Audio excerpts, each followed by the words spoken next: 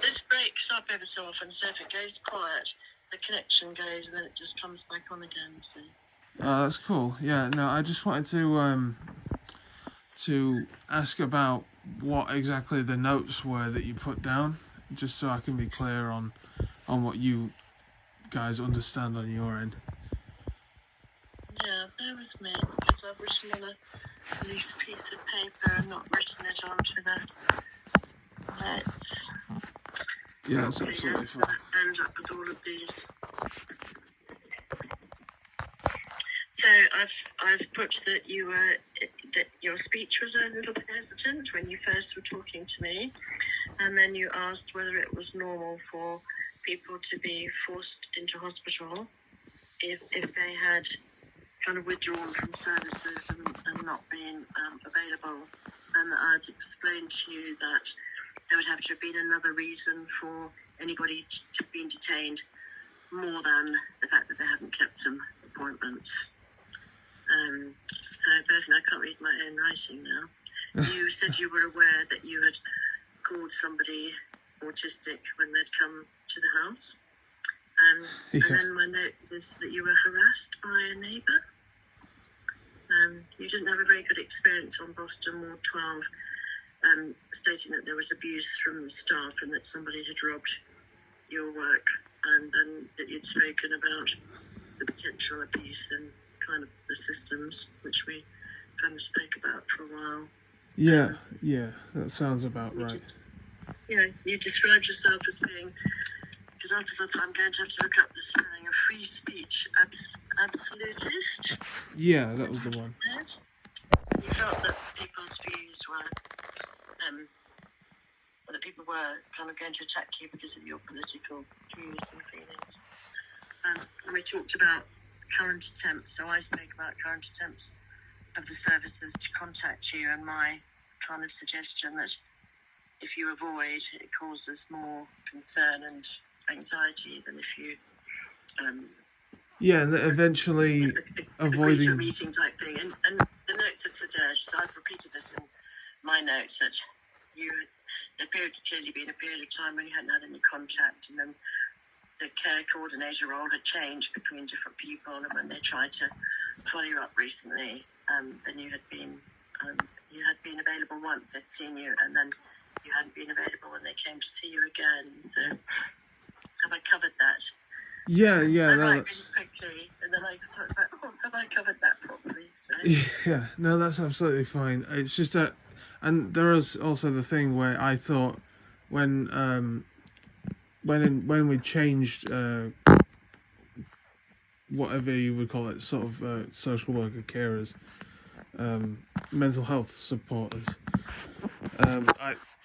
I was under the impression after Kim that it was settled, it was done with, and you said like it's never really done with, in a sense, but there was such a gap because I was under the impression that I was off the hook, for lack of a better term. Yeah, and I think that, and it's like I said, because I said to you when I was reading back that you had had a period of time after the admission where you really engaged with the team and the reports were really positive, and then usually at that point appointments with people will drop off a little bit. I don't know whether you were on like what they call a fast track system, or for what reason you had kind of come back, because yes, I like your expression off the hook, and I can see why it would have felt like that. Sometimes they keep people on the books and then follow them up, but it did seem that there was something to do with the change of care coordinator, which happens if staff move on, and the team had had quite a lot of movement.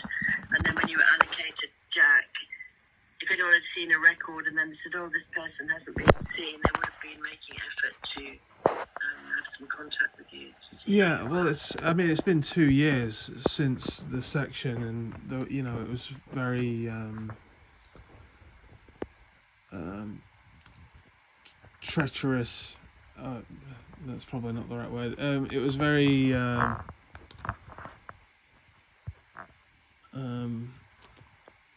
what's the word? it was kind of debatable that I should have been in there, to me at least, in the first place. And then, you know, everybody was a bit vague and a bit here and there with it, and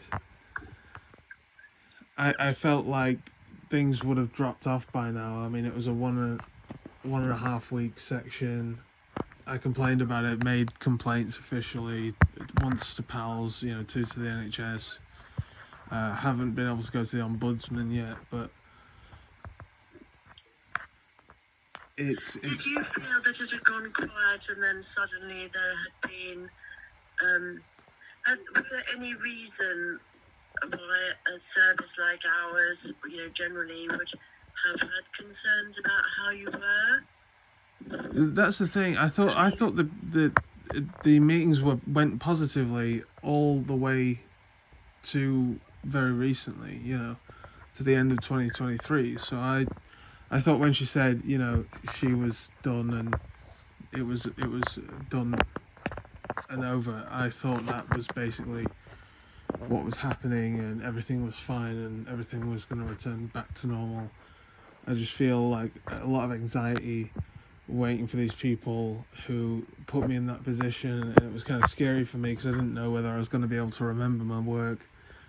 Thank goodness I've remembered like a majority of it, but it's changed, it's different, it's not as good. And the whole reason I was depressed in the first place was because someone stole my work and the police wouldn't really do anything about it or investigate it. It's almost as if everyone didn't believe me, and that was what made me a bit, again, for lack of a better term, suicidal. But it wasn't really a feeling thing, it was just like, you know, I felt like everyone was working against me. That was the real issue. But thanks for going through that. That's really helpful. Yeah, you're welcome. One other thing, so I was saying, before I went out earlier, I was talking to my colleague who I think you might have spoken to. Yeah. Someone called Carrie Ann, did you speak to when you rang back? And he was saying, so I'm not sure, I mean, the impression from the notes currently is that the team are still trying to make contact with you. And I know you said about maybe changing, you know, the person, which I can't influence. Would it be any easier then if you were offered an appointment with one of us from this team, from the crisis team? We are mostly female. Yeah. We've only got one male in our team. I know you said you felt maybe if it was a lady, but you've rung us today, which I think is quite unusual for you to actually initiate contact, which is good.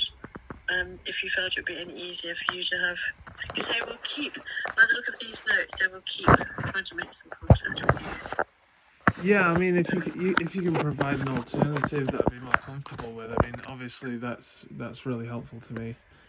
And would you be? So I mean, I can't ask that it isn't Jack, if that makes sense, but I can certainly ask if you know, what somebody from our team could accompany Jack. Oh right, no, I was looking for a complete change of person. I don't like him, and I'm just going to be frank. I mean, I can ask for that. It's just whether what kind of staff availability they've got. Yeah. But it was just a suggestion, because you've rung and you can hold on to that as an idea, because you have rung and spoken to us, which is a good start. And if that would be any help for you to have some. Yeah, but I just simply feel like I was sectioned because I wouldn't meet up, and now I'm basically being passively threatened to meet up, otherwise it could happen again. But, you know, it can't officially happen, but then again, they can do everything in their power to make it happen again. So it basically is that way. It just seems like, you know, you're trying to make it sound not quite as bad as it is, but it is a complete, you know, sort of authoritarian setup you've got here. So it's kind of hard for me to I'm not downplaying it at all, because you're, as you say, that is what's happened before. So I cannot, you know, in all honesty, say this isn't something that is going to happen. I'd love to be able to say that.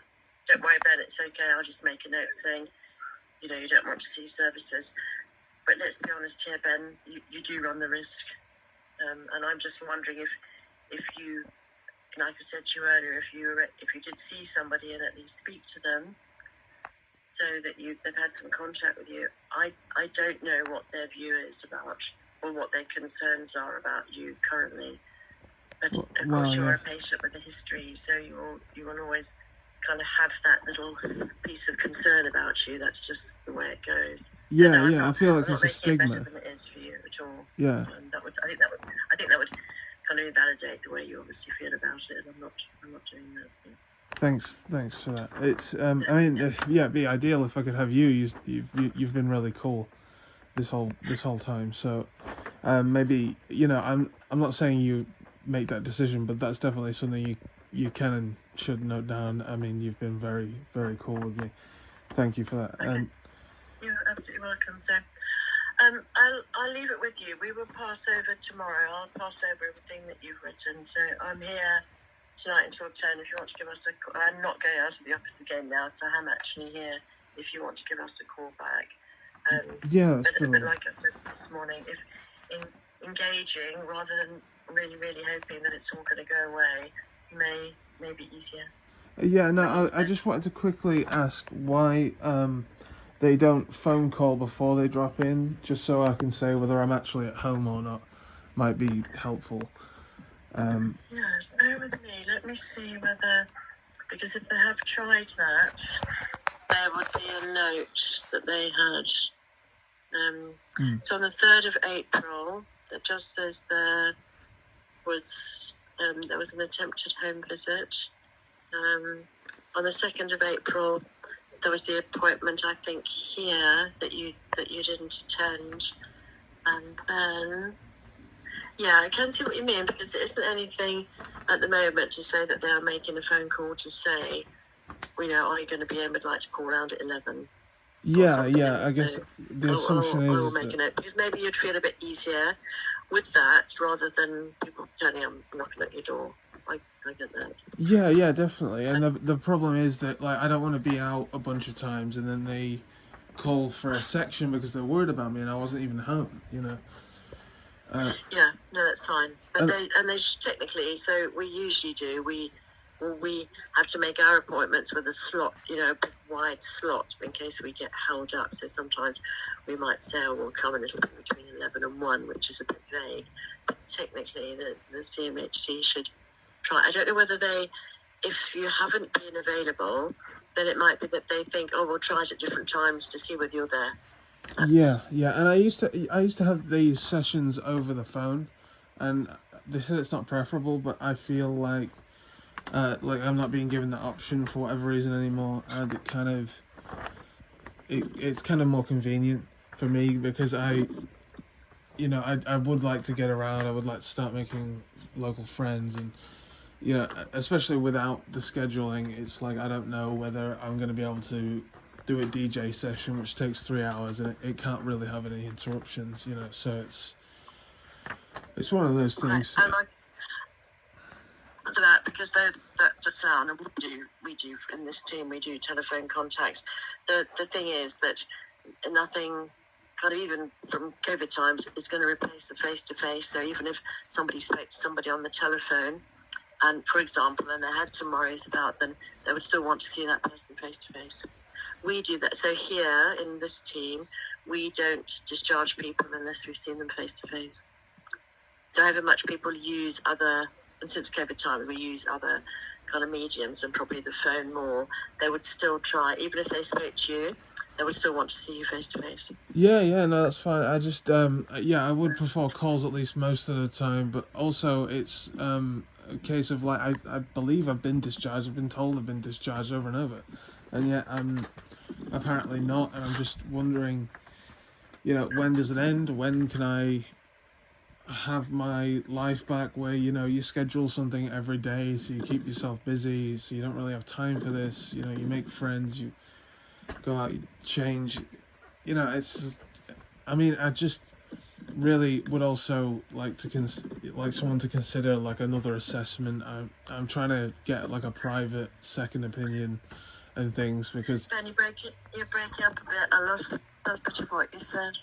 Oh, sorry. I would love to get Okay. a second opinion, privately perhaps, because I just want, my life back, and I don't feel comfortable. I feel like I'm being treated like a kid or something. It's just I don't believe I'm mentally unwell, and I feel like there's a stigma around it, like you were sort of saying, like they're always going to think of me as someone who's potentially going to go off, and I don't even really believe in any of this stuff.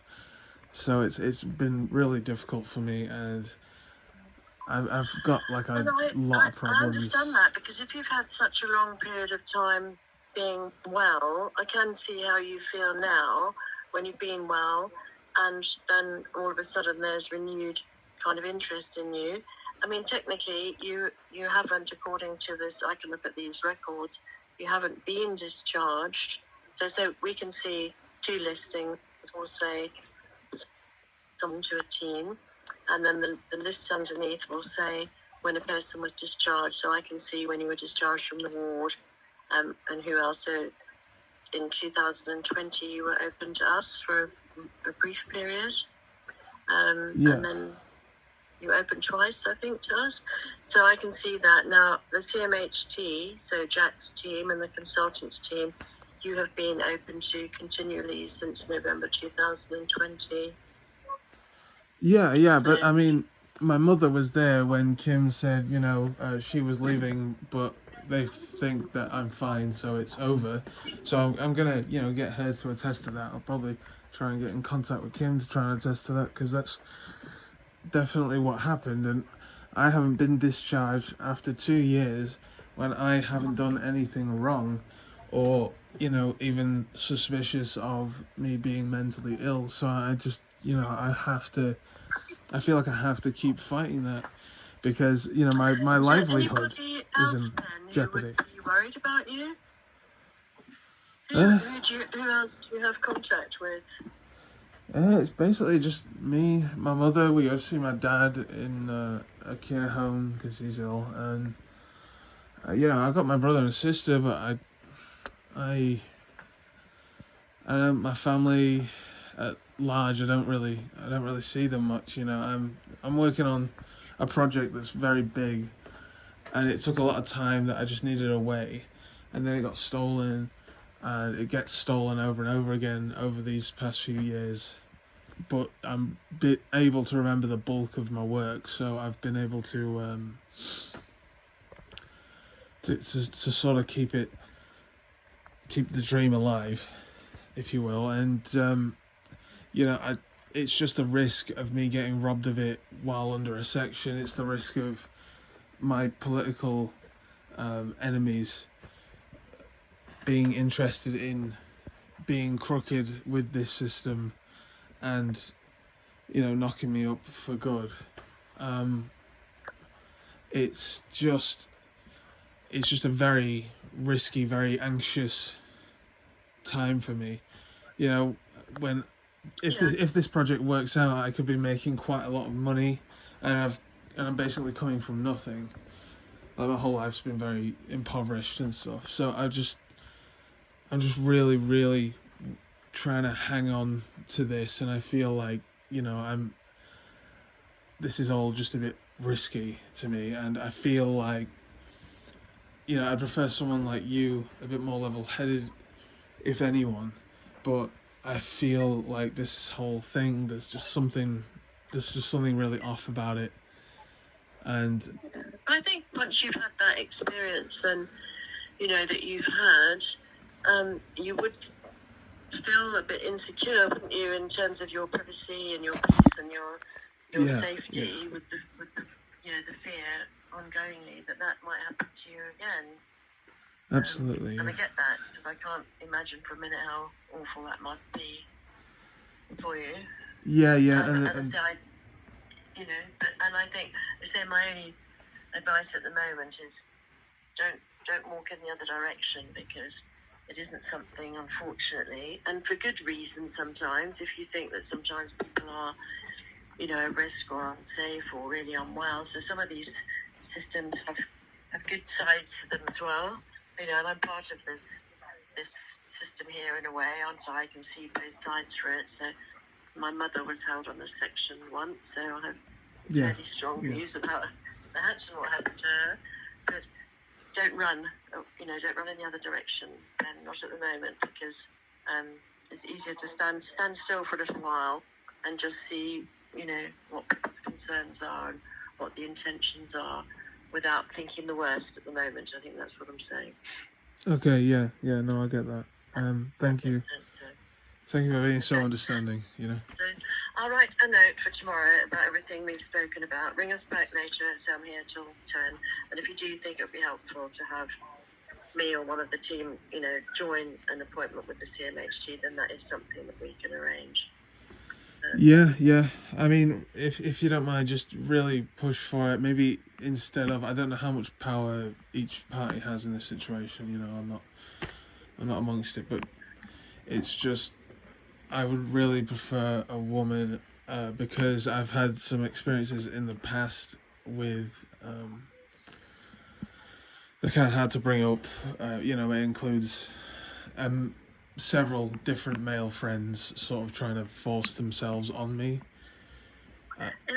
And this is, it's kind of reminiscent almost. So it feels like yet another play to try and make me break. And I think there's interesting thing, isn't there, about kind of male power and things like that, aren't there? Yeah. It's just